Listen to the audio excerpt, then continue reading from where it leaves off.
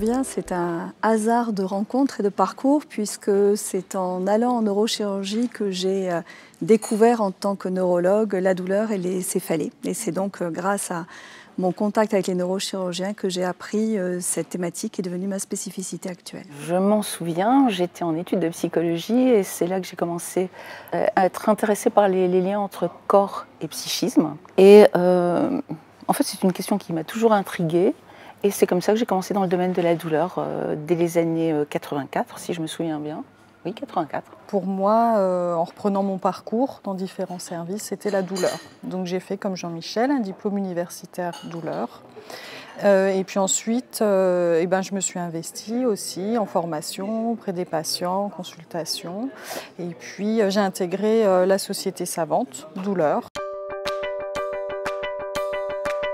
Quels que soient les postes dans lesquels j'ai travaillé, la douleur a toujours été présente. Et ma préoccupation, c'était bien d'écouter nos malades, les patients, écouter leurs plaintes et puis aussi mobiliser les équipes à la prise en compte de la douleur. Tout était engagé, à la fois la clinique et la formation, puisque je faisais ça en même temps.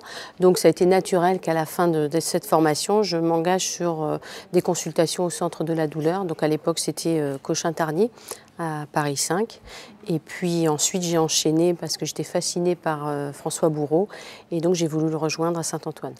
Le cheminement s'est fait comme ça, dans l'aventure, puis aussi avec les patients. Il n'y avait pas de psychologie de la douleur construite. Et donc, en fait, moi, mes profs de douleur, de psychologie de la douleur, ça a été les patients. Ce sont eux qui m'ont enseigné.